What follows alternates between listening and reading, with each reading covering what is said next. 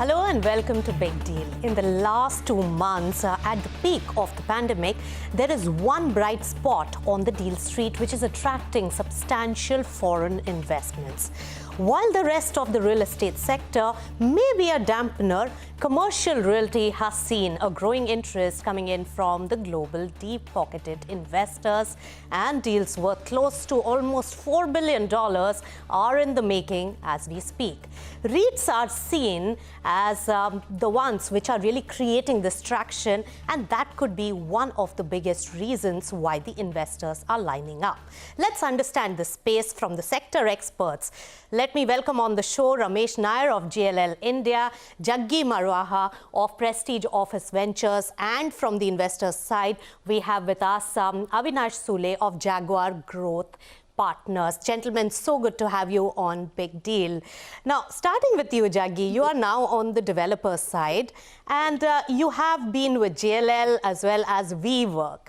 How do you see this particular situation, and what is it that's attracting the investors?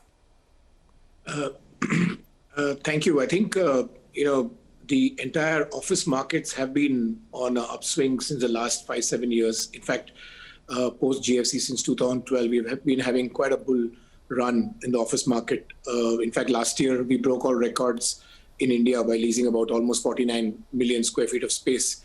Never seen before that kind of traction, and that actually brought down a lot of vacancy in the market, brought it down to very low levels, single-digit levels, and that actually shows, because Indian office commercial real estate market is governed by the biggest attractors are the IT technology companies or the global investment corporations, who still see India as one of the biggest attraction in terms of great talent, lowest cost from the talent perspective. So the IT story is actually pushing this entire growth.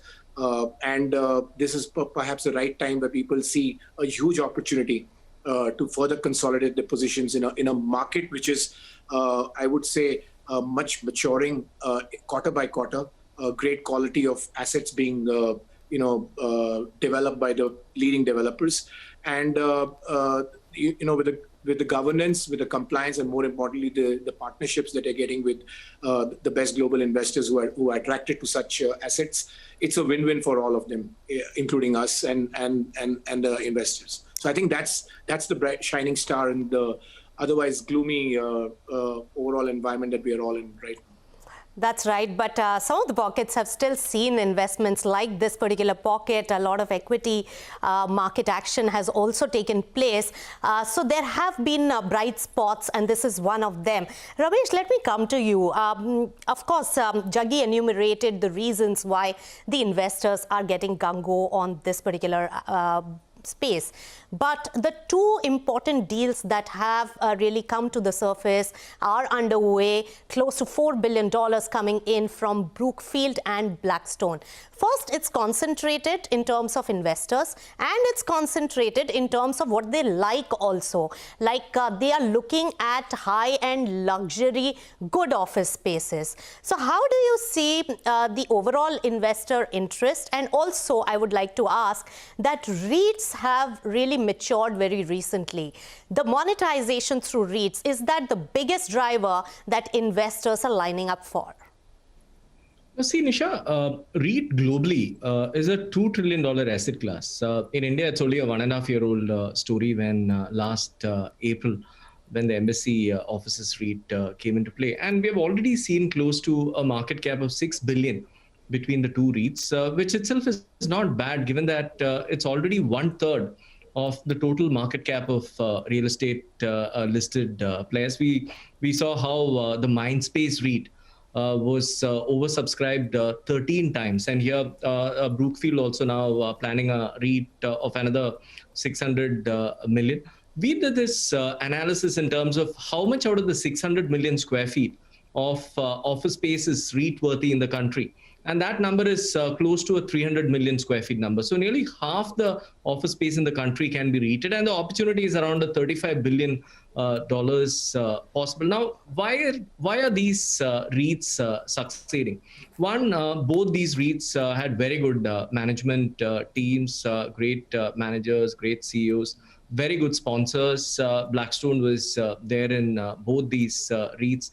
90% of the portfolio was leased. We shouldn't forget that. There was a huge number of multinationals, Fortune 500 companies who are the occupiers in these portfolios. Yes. The CAGR rental growth story also kind of made sense. So there's one thing we need to be also careful about when it comes to REITs. The first is the REIT story is today become so popular because one, we are selling the rental annual rental growth story. Yes. Second, the mark-to-market pricing, which is, okay, today you're at 50 rupees rental. When it comes for renewal, I'll give it at 70 rupees, not at 55 rupees. And third is the existing potential for development. Yes. So the first two aspects, which is annual rental growth story, Yes. is obviously going to slow down a little bit. Yes. Over the next 1 to 2 years. So one needs to be careful about that. And the mark-to-market opportunity, which was also there till pre-COVID levels, that opportunity may not exist as much as it was there pre-COVID. So these are two things one needs to keep in mind. But the biggest thing for the investor, a retail investor like us who put in that 1 lakh rupee units, is you get both a quarterly dividend and Yes. growth in capital value. So you have the benefits of both fixed income as well as equity coming out of that's the main point, actually, Ramesh.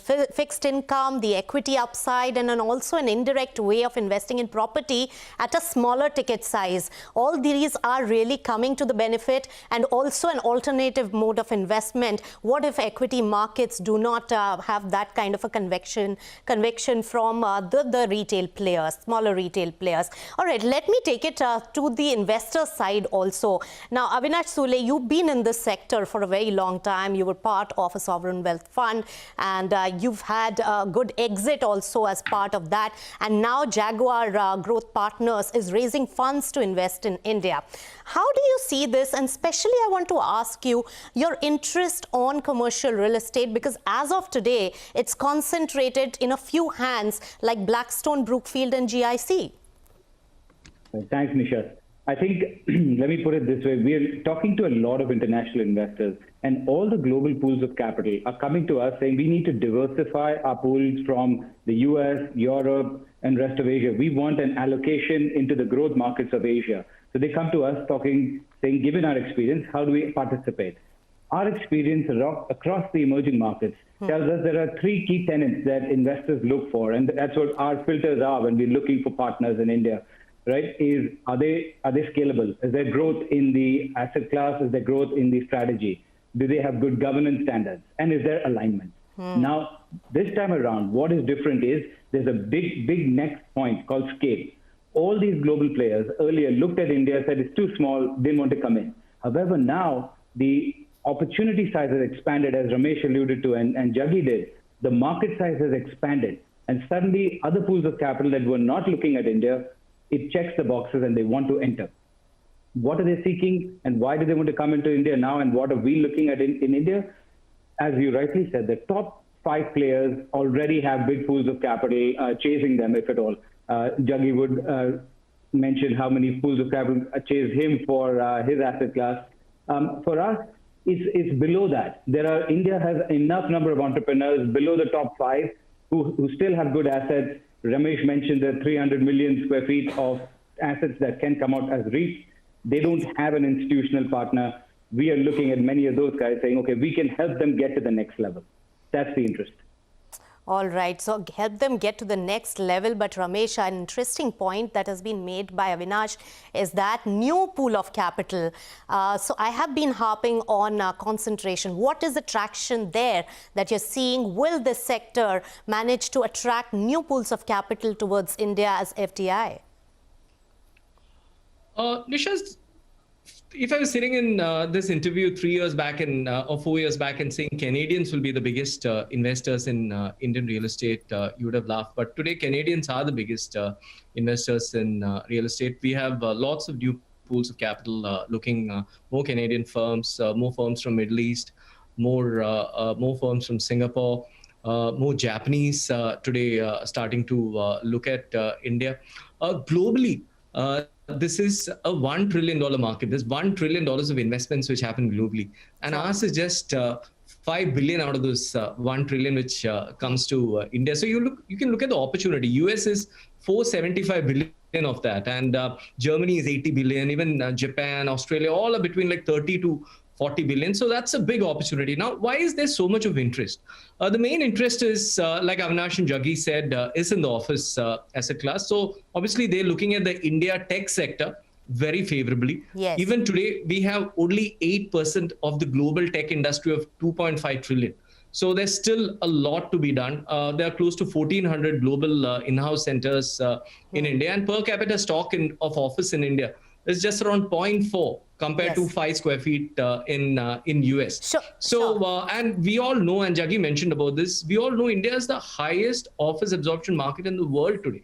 Even all more right, than China. but it's Ramesh, also hold your thought there. Very important point there made by Ramesh is that new pool of capital really coming into India from more Canadian pension funds and even Japanese investors making a beeline. But what happened to work from home situation, which had cast a shadow on the commercial real estate space and other fundamental aspects which are going to impact the sector? We'll discuss that and more on the Deal Street on commercial real estate when we return on Big Deal. Stay tuned.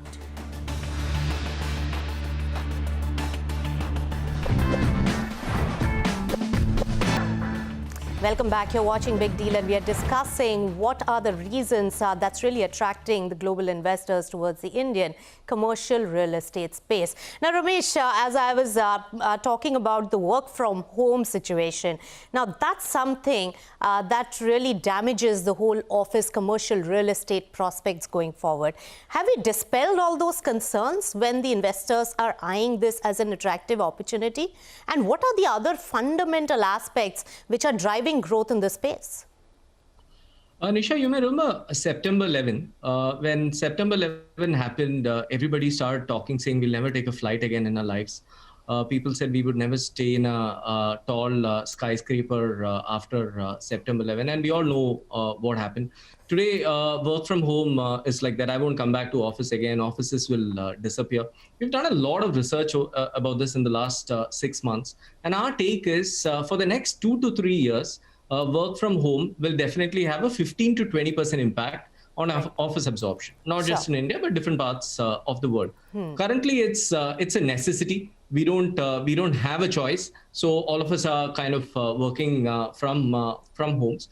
We've already heard many of our clients say that April, May, productivity was reasonably good working from home. But June, July, August, productivity started dropping again.